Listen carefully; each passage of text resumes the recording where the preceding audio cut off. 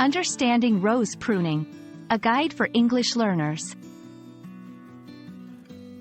Hello, everyone. In today's video, we're going to explore the meaning of the term rose pruning.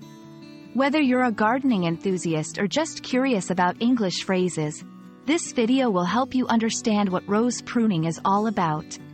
Let's dive in. Rose pruning refers to the act of cutting back the stems and branches of a rose plant. This is done for several reasons. To encourage new growth, maintain the plant's shape, remove dead or diseased branches, and improve air circulation within the plant. It's a crucial part of rose care and is often done in the late winter or early spring before new growth begins.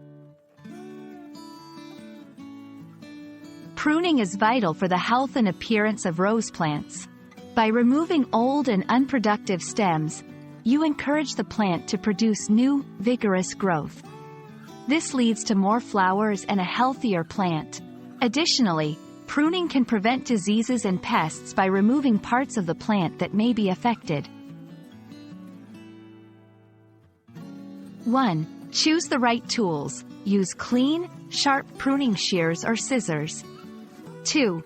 Identify what to prune. Look for dead, diseased, or thin stems. These should be pruned first. 3. Make proper cuts. Cut at a 45-degree angle about 1/4 inch above an outward-facing bud. 4. Shape the plant.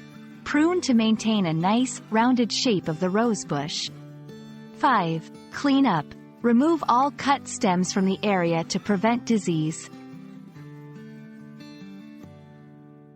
Over-pruning. Removing too much can harm the plant.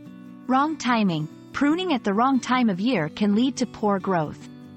Dull tools. Using dull tools can damage the stems and make the plant susceptible to diseases.